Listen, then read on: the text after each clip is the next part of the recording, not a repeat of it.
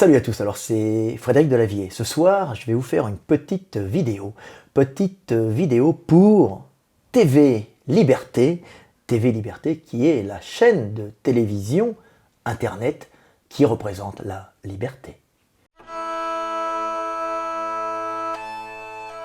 Expatrié en Hongrie depuis près de 30 ans, Frédéric Delavier est un de ces Français à succès, atypiques et méconnus du grand public.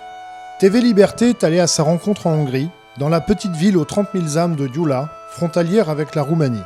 Ville thermale et touristique, Gyula est également une de ses capitales de la saucisse hongroise, ce que Frédéric Delavier n'a pas manqué de nous vanter, attaché qu'il est à son lieu de vie principal. Sportif, dessinateur d'anatomie, auteur de livres de référence dans le domaine de l'anatomie et du sport, influenceur et volontiers philosophe, Frédéric Delavier s'est fait seul en partant de presque rien et a choisi de quitter la France, jeune, pour ensuite vadrouiller tout en ayant un point de chute en Hongrie où il vit aujourd'hui la plupart du temps. Actif sur les réseaux sociaux, il s'est fait connaître d'un plus grand public ces dernières années grâce à sa très active chaîne YouTube et ses plus de 100 000 abonnés. Frédéric Delavier a reçu chez lui Ferenc Almasi pour un entretien exclusif pour TV Liberté. Frédéric Delavier, bonjour, bonsoir. Bonsoir. Vous êtes français, expatrié en Hongrie, vous êtes spécialiste de l'anatomie, du sport, en plus particulièrement de la musculation. Vous êtes auteur de multiples livres, pas que d'anatomie, mais on y reviendra. Mais vous avez vendu quelque chose comme 5 millions de livres? Voilà, à peu près 5 millions de livres. Oui. Peut-être un peu plus, mais à partir de 3-4, on compte plus. Et dans une trentaine de langues, traduit dans une trentaine de langues. Ouais, plus les pirates. Alors je compte plus parce que j'avais des pirates en Iran aussi, mais j'ai quasiment toutes les grandes langues. Voilà. Et pas les dialectes locaux. Encore qu'en Chine, je crois que j'ai 2 chinois différents. Malgré ça, vous avez une notoriété relativement faible par rapport à votre succès d'auteur et d'anatomiste en France. C'est-à-dire que vous êtes très connu sur Internet, parmi les jeunes, parmi les sportifs, mais le grand public, en général, ne vous connaît pas. Non, mais justement, ça me posait des problèmes, parce que moi, quand je vivais en France, quand les gens me disaient « Oui, alors qu'est-ce que tu fais ?» J'écris des livres, ah ouais, et ça se vend bien? Oui, des millions, là, ah, quel menteur! Et là, j'étais obligé d'arranger les choses, j'ai dit « Tu me parles autrement, s'il te plaît ?» un peu de respect parce que je t'envoie une tarte dans la gueule. C'est pas méchant, mais quand j'étais plus jeune, tu vois, et je comprenais pas que les gens ne comprennent pas qu'il y a des Français qui peuvent réussir dans le monde, qui peuvent même rester en France, et dont on ne parle pas à la télévision. Et eux, ils pensent qu'on peut être connu uniquement quand on est à la télévision française. Sinon, on peut être un auteur qui vend des millions de livres, et on ne parle pas de toi à la télévision française. Ça ne veut pas dire que je n'ai pas été reconnu par le gouvernement. J'ai reçu la médaille de la jeunesse et des sports, je crois, la médaille d'argent de la jeunesse et des sports pour mon travail. J'ai reçu le grand prix de technique et de pédagogie remise par le ministre des Sports.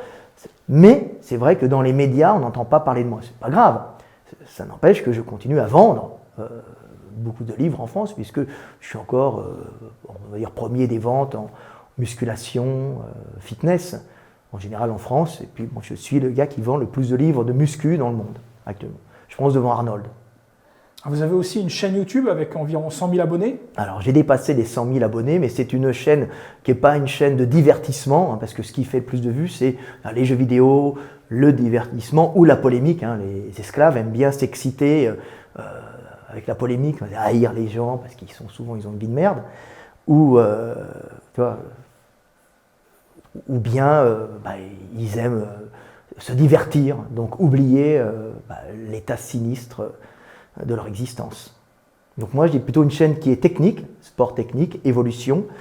J'aborde le sport sous un angle un peu différent, c'est-à-dire les particularités anatomiques en fonction des morphologies, puis en fonction aussi des ethnies. Alors on dit raciste, non, pas raciste, parce que c'est pour le bien des gens, pour pas qu'ils se trompent, parce que les gens ont des morphologies, ont des aptitudes qui varient en fonction de leur génétique, qui est habituée au milieu dans lequel ils ont vécu. Alors bien sûr, il y a beaucoup de métis, ça peut poser des problèmes, et souvent j'en ai beaucoup sur ma chaîne. Alors qu'est-ce que je fais? Le problème, c'est que c'est à loterie, la génétique. Tu hérites 50% de ta mère et de ton père, mais d'une façon aléatoire. Donc c'est pas évident, mais on peut toujours expliquer aux gens la façon de s'entraîner en fonction de sa morphologie et puis de sa génétique aussi. Alors, au début, ce n'était pas très connu, les gens n'étudiaient pas ça, donc j'étais un des premiers à le faire, donc ce qui m'a valu souvent d'être traité de raciste, ce qui pose un problème parce qu'on va dire que plus de 50% des gens qui me suivent, en tout cas sur YouTube, c'est des gens issus, comme disaient les socialistes, de la diversité. Donc beaucoup de jeunes Français d'origine du Maghreb, des jeunes Français afro-descendants, et puis beaucoup aussi grâce à la grande francophonie, parce que la France rayonne dans le monde entier, de par notre histoire, beaucoup de gens qui sont alors au Québec, mais aussi en Afrique, et qui ont accès à Internet et qui me posent des questions. Alors, Afrique du Nord, et puis on en a aussi en Asie. Et donc, j'ai un YouTube qui intéresse les gens parce que je parle des variations morphologiques là-dessus. Et c'est une discipline qui commence à être à la mode avec les Américains maintenant qui continuent à faire des émissions. Je crois qu'Arte, je ne me souviens plus, avait récupéré, je crois, des émissions là-dessus sur les secrets de champions, en reprenant justement les variations entre champions, les causes des variations. Mais moi, j'approfondis un peu parce que j'ai un recul là-dessus, parce que j'étais un des premiers à étudier ça. Les Américains n'ont pas la même approche du phénomène ethnique ou des différences ethniques, alors qu'en France, c'est un peu un tabou. Malgré la promotion de la diversité, on ne peut pas parler des différences concrètes. On ne peut pas parler des différences concrètes, ce qui ne veut pas dire qu'on met quelqu'un au-dessus ou quelqu'un en dessous. Justement, le but, c'est de comprendre les différences, pour éviter justement que les gens aient des problèmes, se blessent, tu vois. Et ça, c'est en France, on ne le comprend pas. Alors c'était une politique qui était un peu ridicule, alors qu'aux États-Unis, où c'est une politique bien sûr qui est basée sur le business. Le but c'est d'avoir des gars qui sont performants dans le sport. Donc on va étudier une optimisation. Donc par exemple, on ne va pas mettre un afro-descendant dans une troupe d'élite, par exemple, en Antarctique, en sachant qu'ils ont une moins bonne thermorégulation froid. Pas pour ça qu'un général afro-descendant ne peut pas être bon, et on va l'envoyer quand même là-bas, mais quand tu es sur le terrain, il faut faire très attention. Et les Américains, eux, ont une vision d'optimisation que n'avaient pas les Français. C'est un problème, parce qu'on a quand même chez nous beaucoup de gens qui sont issus de la diversité. Donc il faut justement savoir comprendre les variations, pas pour faire des classes, pas pour dire que toi t'es noir, t'es comme ça, parce qu'on peut trouver de tout partout, mais c'est des tendances globales, mais pour pouvoir optimiser, alors que ce soit pour éviter les blessures, pour optimiser aussi les entraînements. Tu vois, alors un longiligne, africain, souvent les Africains, pas tous, faut faire très attention, sont longilignes par exemple. Donc, sont longilignes, c'est-à-dire qu'on a des grandes jambes, tendineuses, avec un bloc moteur plutôt au niveau des fesses, tout ça, c'est une sorte de thermorégulation pour éviter de monter en surchauffe. Alors que les Européens, par exemple, ont plus de masse en bas, parce qu'ils doivent, c'est pas parce qu'ils sont plus forts, parce qu'ils ils ont dû produire de la chaleur pendant des milliers d'années pour éviter de refroidir. C'est un chauffage central qu'ils avaient pour éviter de se refroidir aux extrémités, ce qui fait qu'on a par exemple, des champions de sprint d'origine africaine qui sont tout en restitution d'énergie avec des membres inférieurs très tendineux, qui ne sont pas moins forts mais qui récupèrent l'énergie de la chute, et des Européens qui ne peuvent pas performer autant que les Africains, par exemple, on va dire les Sahéliens, parce qu'il y a des variations quand même, parce qu'ils n'ont pas cette récupération énergétique et ils ont trop de masse dans les jambes, comme des laisses de cheville. Ça pose des problèmes. Mais après, quand tu le comprends, donc quand on veut, on peut, sauf quand on ne peut pas. Et il faut regarder tes origines. Et ça, moi, j'explique dans mes bouquins. Alors, j'explique dans mes bouquins de musculation, ce qui plaît aussi, parce que c'était la touche. Je dessine très très bien, mais en plus, j'apporte un regard sur l'évolution humaine et sur les pathologies que l'on peut avoir. Et c'est pour ça que mes livres sont numéro 1 mondial dans le domaine. Parce que je ne me moque pas des gens. Ma petite histoire, je connaissais un videur africain, qu'on appelle un gars de sécurité africain, qui bossait dans un resto vers Montmartre, et qui me disait, je ne comprends pas, je vais chez le médecin, je suis épuisé, il bosse de nuit, je ne comprends pas, qu'est-ce qui m'arrive ? J'ai des démangeaisons, j'ai les yeux qui grattent, j'arrive pas à m'en sortir, le mec un grand costaud. Et qu'est-ce que t'as dit ton médecin ? Mon médecin il trouve pas. Alors je lui demande, t'es noir ? Il dit, oui, je suis noir. Tu bosses la nuit? Bah oui, je bosse la nuit. Tu vois le jour des fois? Bah non, j'ai pas le temps, je vais me coucher, je vois que le soir, mes enfants, ma famille, après j'ai bossé, c'est juste le soir où je peux sortir, encore quand j'ai le temps parce que je bosse toute la nuit. J'y regarde sur Google, avitaminose D. Bah oui, c'est typique, les Américains le savent, c'est pour ça qu'ils rajoutaient de la vitamine D dans le lait, parce qu'il y avait beaucoup d'afro-descendants. Ils regardent les symptômes de manque de vitamine D, et putain, mais c'est ce que j'ai. Il dit, ben voilà, tu comprends. Donc, c'est pas pour classifier, c'est pour éviter les problèmes, que ce soit les blessures, aussi médicaux. Hein. Donc ça, c'est une approche intéressante. Donc ça demande à connaître l'évolution, ça demande à connaître la morphologie des gens. Et tu vois, si tu prends des trucs quelque part, tu les ramènes dans le sport, et ça te fait des nouveautés, ça te fait une autre vision qui te permet d'optimiser tes performances. Et c'est ce que j'ai mis dans mes bouquins. Qu'est-ce qui vous a amené à vous intéresser à ce point-là? Quel a été votre parcours qui vous a amené à devenir un dessinateur, un anatomiste et un sportif, auteur de best-sellers, et intéressé à ce point-là, passionné par ces adaptations, comme vous dites, des différents types humains? Disons qu'au début, je voulais être peintre, comme tous les jeunes qui regardent la télévision. Je voulais être adulé par la classe bourgeoise qui aurait vu mes peintures partout. Puis je me suis aperçu que c'était complètement débile, progressivement, que c'était ce complexe de classe qu'on a. On veut monter socialement en France parce que c'est un pays de casse. Et j'étais en bas, je faisais partie des déclassés. Et je vais commencer à m'intéresser, on va dire, à l'anatomie quand je me suis dit que c'était une des bases. Tu vois, alors j'ai commencé à dire, je veux progresser en dessin. J'étais bon en dessin, je travaillais en pub et donc j'ai commencé à m'intéresser à l'anatomie parce qu'en même temps je faisais du sport. Et puis j'ai découvert Jean-François Debord qui était un prof d'anatomie, de morphologie des Beaux-Arts, aux Beaux-Arts, qui était formidable. Et c'est un ami marocain qui m'a dit, tiens, auditeur libre, tu peux y aller. J'y suis. Il ouvre sa porte à tout le monde parce qu'il sait que son enseignement est bon. On n'en trouve plus beaucoup des comme ça. Et j'y suis allé, puis c'est pas 1 an que j'ai fait, ni 3 ans, le cycle, j'ai fait 9 ans aux Beaux-Arts.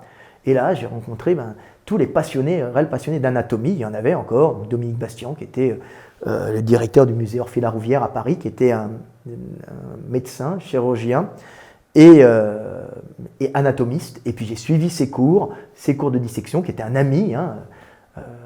Donc j'ai eu tout un enseignement, un enseignement parallèle, si tu veux, sans diplôme, mais directement avec les profs qui étaient devenus mes amis, si tu veux. Donc j'ai eu cet enseignement en France. Donc la France m'a apporté beaucoup, mais pas par le chemin classique, puisque j'avais toujours été... La France m'avait cloisonné, m'avait dit, toi tu restes en bas, tu vois, c'était pas bon.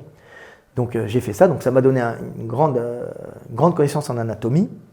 Et comme il y a eu cette guerre du Golfe, je travaillais dans la publicité moi au départ, un petit jeune issu d'un milieu, on va dire déclassé, j'avais pas d'argent. Donc on est au début des années 90. Voilà, le kettlebell à 15 kilos, c'est l'héritage de mon père. Tu vois, j'ai pas de château, j'ai rien eu, même pas un appartement, même pas une voiture. Et à ce moment-là, il y a eu cette crise. Je travaillais dans la pub, donc je faisais des bidons de lessive, des voitures de course, des saucissons, pas très intéressant. Et il y a eu mais je gagnais très bien ma vie. Il y a eu cette crise, donc effondrement de tout ce qui était le secteur de la publicité. Et là, je me dis, qu'est-ce que je peux faire? Et je savais dessiner, je connaissais l'anatomie. Je faisais des compètes de powerlifting, puisque j'étais 2e au championnat de France en powerlifting. Donc j'avais toute une connaissance du sport, une connaissance de l'anatomie. Je commençais à me connaître en évolution, mais j'étais jeune. Je dis, je vais faire des fiches techniques. Et j'ai commencé à faire des fiches techniques d'anatomie sur des mouvements de muscu. Et ça, et là, je les ai présentés au Monde du Muscle, un magazine. Il n'y avait pas Internet à l'époque. Et là, à partir du moment où c'est parti, tout le monde a adoré ces fiches techniques. Tout le monde croyait que c'était américain. Et alors quand je passais, je disais, regardez, c'est ce que je me non, c'est américain, tu repiques tes dessins. Je dis, non, c'est moi. Et aujourd'hui, en Amérique, on utilise vos planches. Et aujourd'hui, en Amérique, on utilise mes planches. Et du coup, j'ai travaillé au Monde du Muscle pendant 10 ans. J'ai mis des planches ensemble. Et le Monde du Muscle ne pouvait pas faire un livre parce qu'ils avaient déjà une concurrence. Et j'ai sorti aux éditions Vigo le guide des mondes de musculation, qui est devenu un best-seller mondial et qui a été même premier aux États-Unis, des ventes, tous livres confondus. On n'en a pas tellement entendu parler, hein, non, même pas du tout. Hein, mais c'est pas grave. Hein. Je me souviens qu'une année, j'ai vendu 300 000 livres, tu vois, c'était même plus, je crois. Hein. Rien qu'en France? Non, aux États-Unis. Aux États-Unis, 300 000 livres aux États-Unis. 300 000 livres aux États-Unis, et on n'a jamais parlé de ça, alors que c'était, je me souviens à l'époque, j'avais appelé Capital, genre je regardais Capital, et je dis, vous pouvez parler d'un jeune qui a réussi, je peux être un exemple, montrer l'exemple, et là les mecs m'ont répondu à Capital, je me souviens, vous devez gagner beaucoup d'argent, c'est très bien pour vous, au revoir. Et là j'ai dit, mais c'est pas, attends, j'étais dans la merde, j'ai même été à la soupe populaire un jour, mais c'est un jour de trop. Et je dis, mais c'est pas possible de ne pas vouloir montrer qu'on peut réussir quand même, tu vois, en partant de rien. Et là, j'ai compris qu'il y avait des réseaux en France. Donc progressivement, objectivement, j'ai généré un petit dégoût pour, pas les Français, mais le système français, tu vois, qui ne reconnaît pas les individus de qualité et qui préfère passer les individus de la caste, hein, donc des copains. Hein, c'est l'histoire de bel ami, c'est où tu es né dans le bon milieu, où tu court-circuites par le sexe, tu vois, ou par le copinage, mais pas par la qualité de ton travail, ce qui est dommage. Donc j'ai continué à travailler avec Vigo, j'ai pondu pas mal de livres, je travaillais dans les magazines américains avec mon collègue Michael Gundil, avec qui on fait beaucoup de livres. Je me suis associé à Michael Gundil, qui est un ami avec qui on travaille, et maintenant je vends des livres de muscu dans le monde entier, hein. On en sort tout le temps. Je fais des machines de sport, je bosse avec Larocque, qui est une société française. On est la plus grosse société française de machines de sport. Alors je ne fais pas que mettre mon nom, hein, sur des machines, je travaille avec eux pour concevoir des machines en créant des innovations. Vous savez, en industrie, il n'y a rien qui sort de rien, on ne sort rien de son cul. On ne fait que rajouter une technologie sur quelque chose qui existe déjà. C'est-à-dire que le grand truc, hein, les Chinois font la même chose, vous regardez ce qui se fait ailleurs, vous prenez le meilleur de ce qui se fait ailleurs et vous essayez d'innover sur ça. Donc vous copiez en améliorant. Et on arrive à faire des améliorations que la concurrence n'a pas sur les meilleurs produits de la concurrence, ou parfois sur nos produits, puisqu'eux avaient déjà des produits excellents dans certains domaines. Et là, on a réussi à sortir une gamme de machines qui se vend partout, en France. Et je suis absolument fier. Là, elles vont bientôt arriver. Là, vous avez autour de vous des anciennes machines, alors beaucoup qui sont faites par mon ami qui a une usine ici, Yuri. Mais maintenant, là, j'attends, je vais les recevoir. On a toute une gamme, ça fait 4 ou 5 ans qu'on bosse ensemble. Et c'est un plaisir, parce qu'après avoir fait les livres, les dessins, je passe dans l'industrie et c'est toujours un plaisir. Puis l'industrie, ça fonctionne comme un corps humain. Il faut savoir d'où vient l'énergie, optimiser les coûts de production, parce que ce qui est important, c'est de sortir le meilleur produit, mais le moins cher aussi à la production, parce que vous êtes obligé de les vendre à des gens qui ont un niveau d'achat. Alors c'est facile à faire quand même quand on connaît un peu, c'est ma spécialité, un peu ça. Alors vous êtes français, vous êtes donc un auteur à succès qui s'est fait tout seul. On ne se fait jamais tout seul. Mais par votre travail. C'est toujours par mon travail, c'est pas par mon papa. Mais, ni par chance, c'est ça que je veux dire. J'ai la chance d'avoir un don en dessin et j'ai quand même eu la chance de rencontrer des gens qui m'ont présenté d'autres personnes. Hein. Quand j'ai connu Jean-François Debord, c'est parce que mon ami Karim, que j'ai rencontré un jour au Luxembourg à Paris, m'a dit tiens, il y a ces cours. Et puis après, j'ai fait 9 ans. Tu vois, mais j'ai su prendre ce que m'offrait de mieux la France. Malheureusement, la France, elle ne donne plus trop maintenant. Et alors du coup, voilà, c'est là où je veux en venir, c'est que aujourd'hui, on se voit à Gyula, dans une petite ville de 30 000 habitants du sud-est de la Hongrie, à la frontière roumaine. Comment vous avez atterri ici? Alors, par hasard, par l'amour d'une jeune femme, j'ai rencontré une Hongroise en France, parce que le problème de la France, c'est souvent quand vous êtes d'un milieu déclassé, vous n'avez pas tellement accès aux femmes. Il faut le dire, c'est pas évident d'avoir accès aux femmes françaises, en tout cas. Et pour les femmes de l'Est commençaient à arriver en France à cette époque-là. Et comme j'étais beau garçon, costaud, et français, elles ne savaient pas ce que c'était un pauvre, un riche. Et j'ai pu jouer sur ma belle allure et puis surtout mon envie de bouffer le monde et de conquérir le monde. Cette volonté de puissance qu'il y a dans certains individus quand ils ne sont pas encore trop dégénérés et trop détruits par la société. Et ça lui a plu. Alors qu'une Française de base aurait pu être repoussée par mon statut social. Voilà. Donc j'ai commencé comme ça à découvrir ce pays. Elle m'a emmené en Hongrie, en Transylvanie. Puis en quelle année? Je me souviens plus. J'avais 25 ans, 27 ans, j'en ai 53. Et de fil en aiguille, il y avait des machines magnifiques de sport qui étaient faites à Budapest. On s'est baladé à Budapest, il y avait sa tante qui était là-bas, et on devait aller en Transylvanie. Et là, j'ai dit, mais il y a une ville où ils font des machines à Gyula. Et là, j'ai cherché ces machines et j'ai rencontré mon ami Yuri. Et là, les gars, la Hongrie venait de s'ouvrir à l'Europe. Hein. Et là, les Hongrois envoyaient un Français, même pauvre, t'es pauvre comme nous, comme quand j'étais jeune, tout ça, on va t'aider. Ils m'ont aidé à m'installer, ils m'ont accueilli, ils m'ont hébergé, ils m'ont nourri. J'ai dit, mais c'est quoi ce pays où je suis reconnu comme un homme pour ma valeur du travail, pour mon énergie, et pas par ma naissance. Et là, je suis tombé amoureux du pays. Et ma fiancée, la jeune femme qui était partie, mais moi je suis resté en partie ici. Donc, et maintenant je vis ici depuis très longtemps, je vis aussi à Budapest, mais je passe mon temps dans cette petite ville à la frontière roumaine où j'ai tous mes amis. D'ailleurs, tu as dû manger le saucisson que mon ami Giussi, vétérinaire, venait de m'apporter. Donc tu as eu de la chance, tu as pu bouffer du bon saucisson tout frais qui vient du paysan, parce qu'il est payé en saucisson des fois. Donc voilà. Et alors, donc, au-delà de votre expertise donc en anatomie, de vos capacités de dessin et de votre activité sportive, vous êtes aussi connu à travers votre chaîne YouTube qui continue d'engranger les abonnés, donc comme on a évoqué, qui a passé les 100 000 abonnés, donc c'est déjà quand même un beau résultat.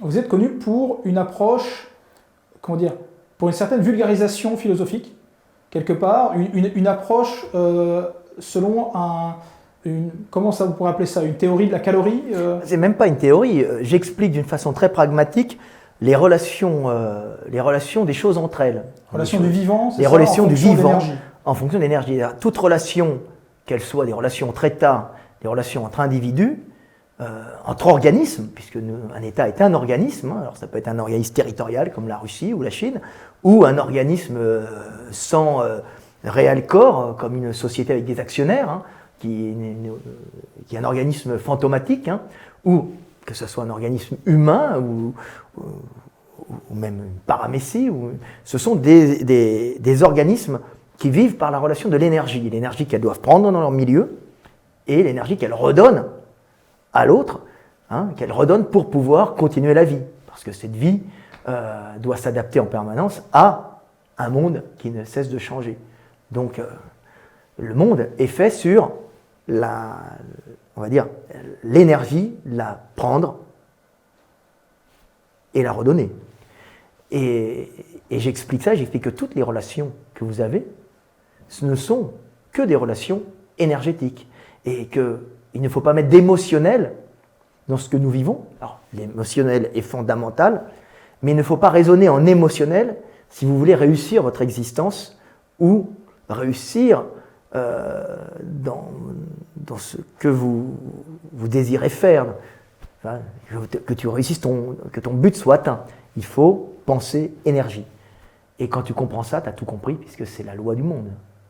Et donc, en partant donc de cette approche, comment on l'appellerait? C'est quoi? C'est une approche de la calorie? Les gens m'appellent, ils rigolent parce qu'ils appellent la théorie de la calorie de Delavier, tout est calorie, mais oui, tout est énergie. Tout est énergie. C'est-à-dire que le rapport à l'énergie, pour vous, en fait, c'est le dénominateur commun de toute interaction entre organismes. Entre organismes, voilà. Ce que nous avons vu avec l'élection, par exemple, de Trump, la première élection de Trump et après l'éviction de Trump, ce ne sont que des guerres énergétiques. Et quand tu vois ça, tu comprends tout. Parce que l'évolution, moi je suis un passionné de paléontologie, d'ailleurs je peux dire que je suis un des meilleurs paléontologues, en tout cas de paléontologie humaine, puisque j'ai compris les systèmes, dans mon livre L'éveil des consciences, j'explique l'évolution humaine en fonction justement de ces transferts d'énergie, de cette optimisation, de ces transferts d'énergie. La nature est cherchant l'efficience. Et tu peux regarder ça dans la politique, c'est la même chose. Tu vois, on s'aperçoit que Biden, ce sont les pétroles et les gaz du Moyen-Orient qui ont gagné contre les pétroles et les gaz de schiste qui étaient derrière Trump, et Trump qui voulait rapatrier les productions des usines américaines qui avaient été transplantées en Chine, en augmentant les barrières douanières. Ce qui ne plaisait pas à la Chine s'étant associée au pétrole et gaz du Moyen-Orient, qui sont extraits par des sociétés américaines qui sont les ennemis des pétroles et des gaz de schiste. Et quand tu comprends ça, tu comprends que c'était la plus grande guerre énergétique qu'il y a jamais eu. Pas parce que je connais la politique, non. Parce que quand tu commences à mettre que des relations énergétiques, à essayer d'analyser avec les relations énergétiques, tout s'éclaircit. T'enlèves tout le parasitage de l'émotionnel. L'émotionnel étant important, mais l'émotionnel n'ayant pour but, pour les organismes, que de mémoriser les choses importantes. C'est-à-dire que tu ne mémorises que ce qui est vécu sous émotion. C'est-à-dire, l'émotion positive, c'est ce qui t'apporte un plus énergétique ou un plus reproductif. Tu comprends? Et l'émotion négative, c'est ce qui te permet de mémoriser des moments qui ont été dangereux pour toi, tu vois, donc qui sont un moins énergétique et un danger pour ta survie, tu vois. Donc quand tu as compris ça, tu as tout compris. Et tu sais que, bon, tu regardes le Covid, tu dis, ah merde, ce Covid a peut-être été utilisé pour casser Trump, puisqu'on a bien vu que Trump avait le meilleur bilan des présidents américains récents, plus un état de non-guerre de l'Amérique dans le monde. C'était pas un faiseur de guerre, il n'était pas belliciste, comme dirait Mélenchon. Les démocrates sont plus bellicistes que ne l'est Trump. Donc on peut s'apercevoir que tout ça, c'est énergétique. Et quand tu comprends ça, quand tu lis l'éveil des consciences, tu regardes ta relation avec ta copine, ta relation avec tes enfants, la relation des partis politiques entre eux, la relation des États, et tu t'aperçois que tout est énergétique. Alors justement, vous avez fait un recueil de vos réflexions que vous avez exposé sur vos réseaux sociaux. Vous avez fait donc un recueil qui s'appelle L'éveil des consciences, Voilà. qui va être donc réédité ce mois de février. Voilà. Chez quel éditeur? Alors, Culture et Racines. Culture et Racines. Donc, il va être réédité, là. Je ne sais pas s'il est réédité. Parce que la première édition a déjà fait 10 000 exemplaires. Alors, la première édition a fait 10 000 exemplaires. Moi, j'ai dû l'arrêter pour des histoires de vol de l'ancien éditeur qui n'a pas redonné les droits. Donc, on a bloqué. C'est la France, c'est le problème. Donc, j'ai récupéré tout. Donc, on était quand même troisième. J'étais troisième sur Amazon, tous livres confondus. Donc, la blague, c'est que j'ai dit, vous savez à quoi on reconnaît un grand philosophe? À ses ventes. Bon, c'est pour faire chier le monde, c'est pas vrai. Si tu as des appuis de toutes les télés, tu peux devenir un grand philosophe. Enfin, certains, même avec l'appui de toutes les télés, n'arrivent pas à faire oui, un mais dixième bon, de ça. on voit bien que tu peux même être élu en étant sorti d'un chapeau sans être forcément un politique connu ou qui a fait ses preuves, tu vois. Donc le français est comme ça. Même tous les hommes, ils vont voter ou ils vont lire ce qu'on leur dit de lire, ou pour qui on leur dit de voter, pas parce qu'ils les aiment particulièrement, mais parce qu'ils vont voter comme pense-t-il tout le monde vote pour éviter d'être rejeté du groupe. C'est ce que savent les puissants, c'est une des bases, c'est énergétique. Faire croire au groupe que c'est celui-là que le groupe veut, alors tout le monde votera pour ne pas être dégagé du groupe. L'homme étant un animal social, seul, il est mort. Donc la grande peur d'un individu, la plus grande peur d'un individu, c'est d'être seul, de ne pas appartenir au groupe. C'est les humains.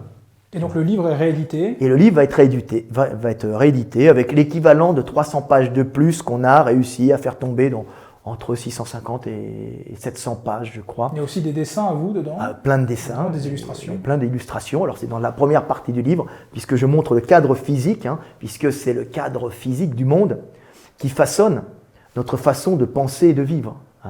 On n'est pas comme on est et on ne pense pas comme on est parce qu'on pense comme ça. Non, c'est parce que notre structure anatomique a généré chez nous cette capacité à être des êtres spirituels.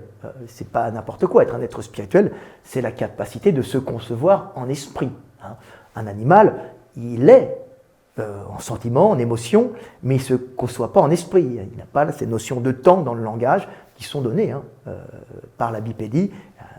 Il n'y a que l'homme et aussi l'éléphant qui sont capables de dire « je suis, j'étais et je serai ». C'est donné par la bipédie, la capacité d'indiquer, debout en savane, où tu vas, le futur, d'où tu viens. Et comme je dis tout le temps, tu mets un son sur un geste et tu te retrouves avec un son indiquant le futur, où tu vas, et un son indiquant le passé, où tu viens. Et ça fait l'homme. Et ça, c'est très intéressant à comprendre. Et j'explique aussi que la spiritualité humaine, elle est donnée par le cadre physique du monde et l'évolution humaine qui a généré la bipédie, la sortie de forêt en savane, et qui a généré cet esprit. Donc normalement, je devrais avoir le prix Nobel pour ça, puisque c'est vraiment... les mecs se demandent pourquoi tu es Dieu, pourquoi les hommes croient en Dieu, pourquoi les religions, pour la bonne raison qu'ils ont des notions de temps dans leur langage données par la bipédie, cette capacité d'indiquer d'où ils viennent et où ils vont, et ensuite de l'indiquer d'une façon verbale, uniquement, sans montrer. Donc ils sont capables de se projeter spirituellement, par l'esprit, par le verbe, dans un futur hypothétique et un passé mémoriel. Donc ils sont capables de se concevoir décorporé. Donc à partir du moment où tu es capable de te concevoir décorporé, tu te conçois comme esprit, et tu te dis, mais si je meurs, mon esprit reste. C'est une illusion. Et à ce moment-là naissent les religions, le culte des esprits, le culte des ancêtres, tout est esprit. C'est pour ça que comme tu projettes par le langage ton esprit dans le futur, tu te parles, même je vais faire ça, tu conçois l'esprit comme un oiseau. Tu vois, et c'est pour ça que les anges, même sur les Lascaux, je crois qu'on voit un petit oiseau qui s'est très très bien analysé, qui est censé représenter l'âme d'un mort, qui a été tué, je crois, par un bison. Oui, c'est ça, c'est l'esprit s'envole. Tu vois, bon, en réalité, l'esprit disparaît avec ton corps, mais ça n'a pas d'importance, puisque de toute façon, chaque individu est l'esprit du monde, mais de sa situation spatiale et temporelle. Alors ça peut paraître New Age, c'est pas du tout New Age, c'est de la physique de base. C'est-à-dire, je explique que l'évolution mène à ça. L'évolution humaine mène à la spiritualité et à la religion. Tu ne peux pas y échapper. Tu vois, c'est pas un truc comme ça. Et ça structure les sociétés. C'est-à-dire que vous n'êtes pas du tout ésotérique ou ésotériste, non. Vous êtes tout à fait matérialiste en fait. Je suis très matérialiste et j'explique que c'est le monde et la structure du monde qui génèrent la conscience et la capacité divine de dire je suis, j'étais, je serai. Tu vois, c'est ça. Et ce n'est que la structure du monde. C'est les lois physiques du monde qui engendrent ça. Tu vois. Et ça, normalement, c'est prix Nobel. Parce que ça te fait sortir, tu vois, du mystère. C'est la physique. Après, la grande question, c'est pourquoi le monde au lieu du néant? Et c'est là où tu peux devenir religieux. Tu vois, c'est la véritable grande question. Mais sur la façon dont ça arrive, quand tu comprends les lois du monde, que je détricote en fin de compte dans mon livre, tu comprends tout. Tu comprends ce qu'est l'amour. Les gens ne comprennent pas ce qu'est l'amour. L'amour, c'est quelque chose de très simple. C'est pas quelque chose, je ne sais pas, je l'aime. Non. L'amour, c'est l'énergie que tu redonnes à l'autre dans ta propre destruction pour continuer le monde. C'est tout. Ça s'arrête là. Quand tu donnes à tes enfants, quand tu donnes à ta patrie, à un certain âge, quand tu sais que de toute façon devant toi, bientôt c'est la fin, tu redonnes ton énergie et ton savoir aux autres pour pouvoir continuer le monde. Et ça, c'est l'amour. C'est l'amour. Le jeune, il est dans la prédation, il se gonfle d'énergie, c'est la volonté de puissance de Nietzsche, si tu veux. Je bouffe le monde, je le prends, je combats.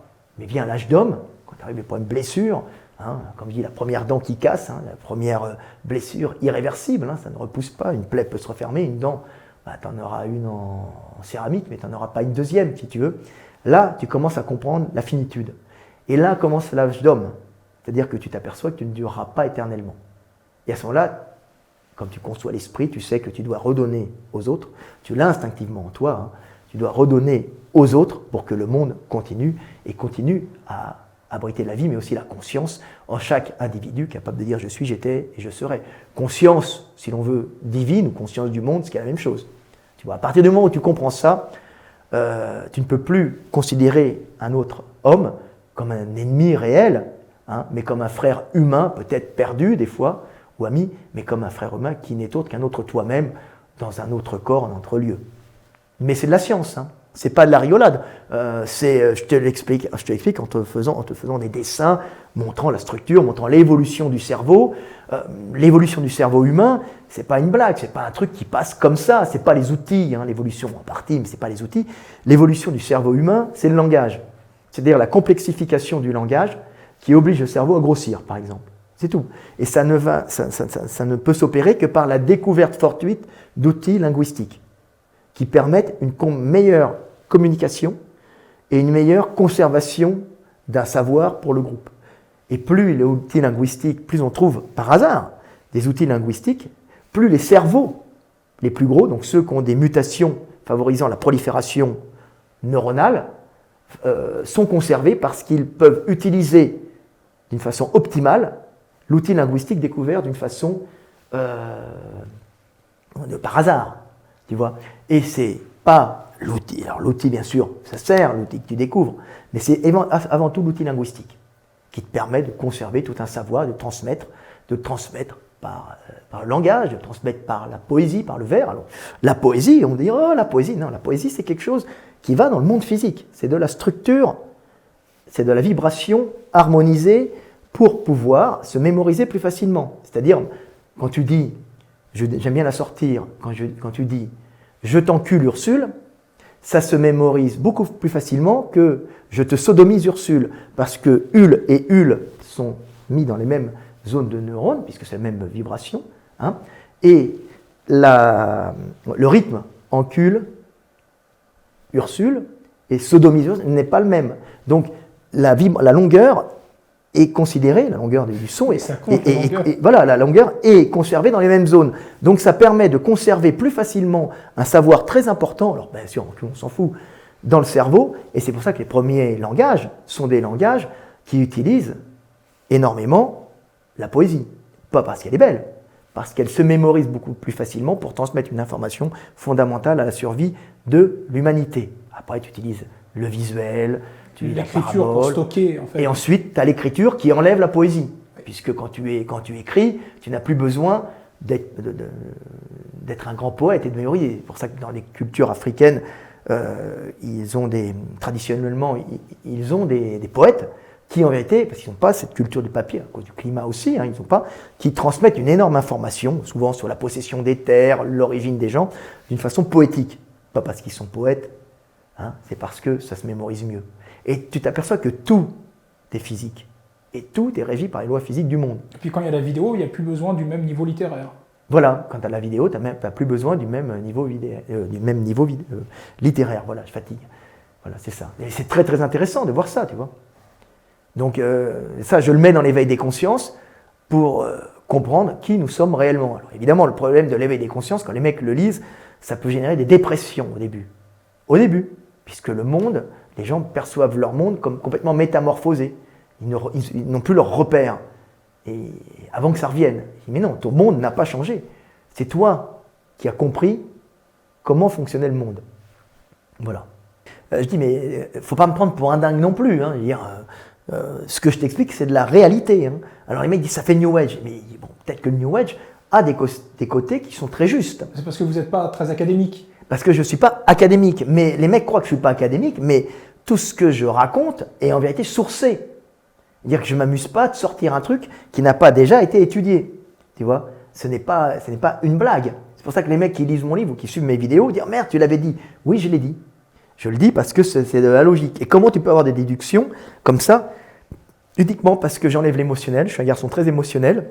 Donc pour survivre, j'ai dû enlever l'émotionnel pour ne pas péter un câble. Et j'ai trouvé cette méthode sur l'énergie, tu vois. Ma plus grande découverte, ça a été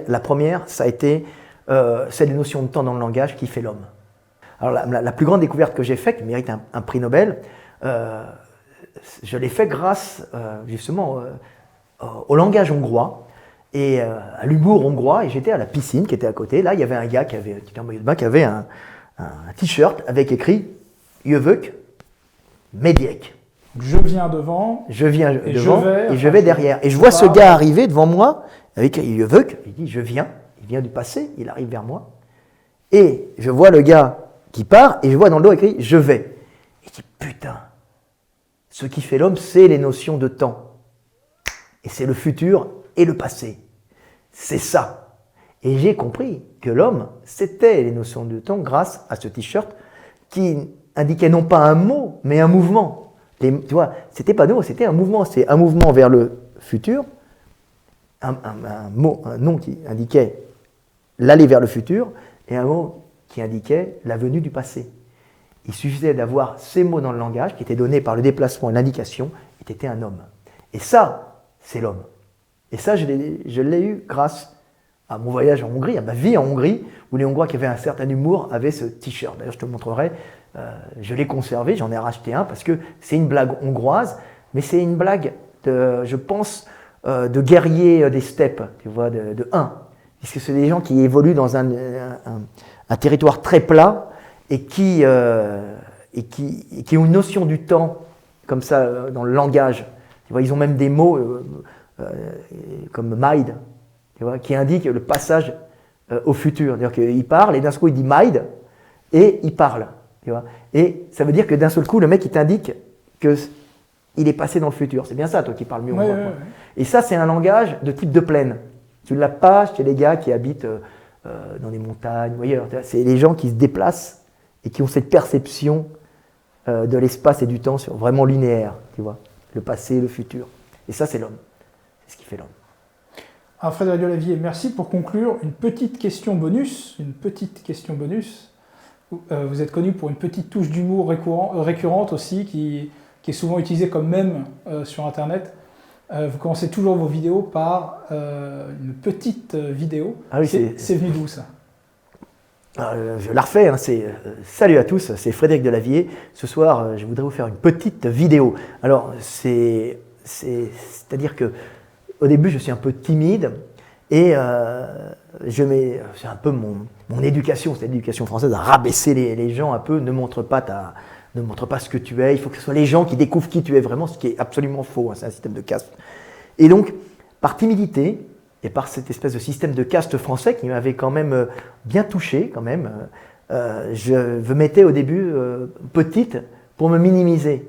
Et je l'ai conservé parce que Stéphane Edouard, d'ailleurs, qui est passé sur votre télévision, c'est Stéphane Edouard qui l'avait fait remarquer la première fois. Je lui ai dit, bon, j'ai l'utilisé comme ce qui était plutôt un défaut de ma part, va être utilisé pour être une marque de fabrique. Un élément de dévalorisation initialement. Initialement, qui devient un élément de valorisation. Ce sont les petites vidéos de Frédéric Delavier qui, des fois, durent plus d'1 heure.